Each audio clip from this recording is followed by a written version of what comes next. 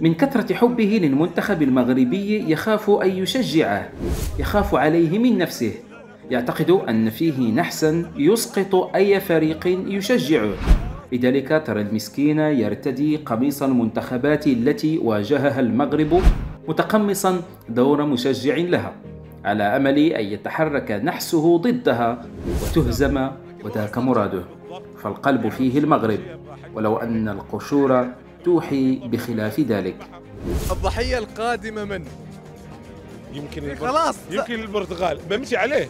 انت اليوم الضغط عليك ترى عالي، انك جالس تثبت لهم اني انا قلبي معاكم مغربي وظاهري عشانكم. كل ما يشوفني مغربي ايه يا الخيل يروح ويعطيني يا الخيل والخمن انت.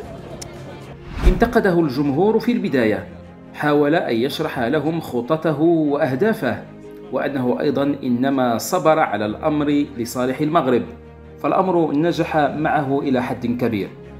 انت اليوم على فكرة كنت في تحدي كبير مع الجمهور جدا. يعني أنا كيف أقنعهم إني عشانكم لابس لبس أسبانيا؟ بالضبط، لأنه الكل إذا لبست المغرب بتشوف شيء ما شفته، يعني كذا تهديد. وإذا لبست لبس الإسبانيا نفس الشيء. يا الخيل شنو هذا؟ تقول له ايش فيه؟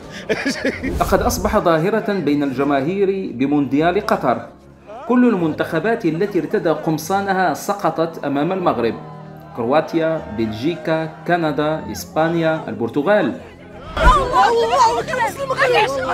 مش المغرب، انجلترا او فرنسا. هذا بالله عليك البس فرنسا، البس فرنسا الله يحفظك. بوسني مره الله يخليك. البس فرنسا الله يرحم لك.